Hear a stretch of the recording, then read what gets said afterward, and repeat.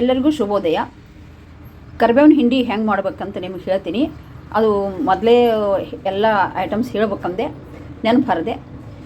ಆದರೆ ಈಗ ಆಲ್ರೆಡಿ ಎಲ್ಲ ಫ್ರೈ ಮಾಡ್ಕೊಂಡಿನಿ. ಈಗ ಅದನ್ನೇ ರೆಸಿಪಿ ಹೇಳ್ತೀನಿ ನಿಮ್ಗೆ. ಕರಿಬೇವಿನ ಹಿಂಡಿ, ಕರಿಬೇವು ತೊಗೊಂಡಿನಿ. ಇದನ್ನು 2 ಬೌಲ್ ತೊಗೊಂಡಿನಿ, ದೊಡ್ಡ ಬೌಲ್ಲೆ.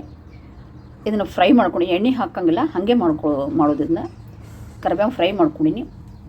ಹಾಗೆ ಒಣ ಕೊಬ್ಬರಿ ಐತಿ. ಒಣ ಕೊಬ್ಬರಿನೂ ಕೂಡ ಈಗ ಫ್ರೈ ಮಾಡ್ತಾ ಇದ್ದೀನಿ. ಹಾಗೆ ಇದಕ್ಕೆ ಹುಣಸೆಹಣ್ಣು ಬೇಕು ಮತ್ತು ಬೆಲ್ಲ. ಅದೇ ಮೊದಲೇ ಹೇಳ್ದಂಗೆ ನಾನು ಹೇಳೋದು ನೆನಪು ಹರಿತು. ಇದರಲ್ಲಿ ಬೆಳ್ಳುಳ್ಳಿ ಮತ್ತು ಒಣ ಮೆಣಸಿನ್ಕಾಯಿ, ಸ್ವಲ್ಪ ಉದ್ದಿನಬೇಳೆ, 1 ಟೇಬಲ್ ಸ್ಪೂನ್ ಉದ್ದಿನಬೇಳೆ ಮತ್ತು ಜೀರಿಗೆ, ಇದಿಷ್ಟು ಇದರಲ್ಲಿ ಹಾಕಿದ್ದೀನಿ. ಈಗ ಅದು ಒಣ ಮೆಣಸಿನ್ಕಾಯಿ, ಬೆಳ್ಳುಳ್ಳಿ, ಉದ್ದಿನಬೇಳೆ, ಜೀರಿಗೆ ಇದನ್ನು ಮಿಕ್ಸಿ ಮಾಡ್ಕೊಳ್ಳೋಣಂತೆ.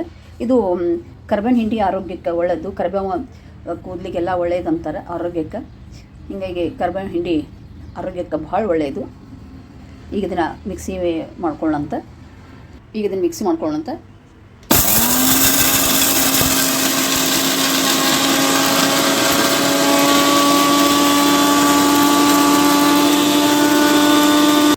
ಈಗ ಇದಕ್ಕೆ ರುಚಿಗೆ ತಕ್ಕಷ್ಟು ಉಪ್ಪು ಹಾಕೊಳ್ಳೋಣಂತೆ.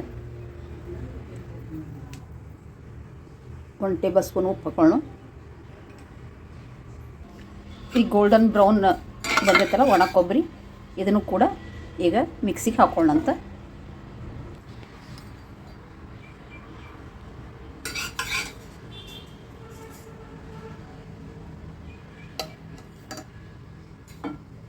ಈಗ ಒಣ ಕೊಬ್ಬರಿ ಹಾಕಿ ರುಬ್ಬಿನಿ. ಈ ಥರ ಫೈನ್ ಆಗಬೇಕು, ಭಾಳ ಸಣ್ಣ ಆಗಬೇಕು. ಅದು ಒಣ ಮೆಣಸಿನ್ಕಾಯಿ, ಒಣ ಕೊಬ್ಬರಿ ಆಗೈತಿ. ಈಗ ಕರಿಬೇವು ಹಾಕೋನು. ಲಾಸ್ಟಿಗೆ ಹುಣಸೆಹಣ್ಣು ಬೆಲ್ಲ ಹಾಕಬೇಕು, ಯಾಕಂದ್ರೆ ಅದು ಫುಲ್ ಸಣ್ಣ ಆಗಬೇಕಲ್ಲ.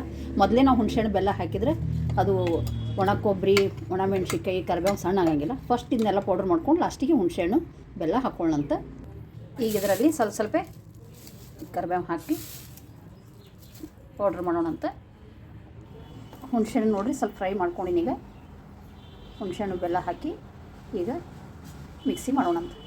ಈಗ ಹುಣಸೆಹಣ್ಣು ಹಾಕಿದ್ದೀನಿ. ಹುಣಸೆಹಣ್ಣು ಹಾಕಿ ಮತ್ತೆ ರುಬ್ಕೊಳ್ಳೋಣಂತ. ಈಗ ಲಾಸ್ಟಿಗೆ ಬೆಲ್ಲ ಹಾಕೊಳ್ಳೋಣಂತ.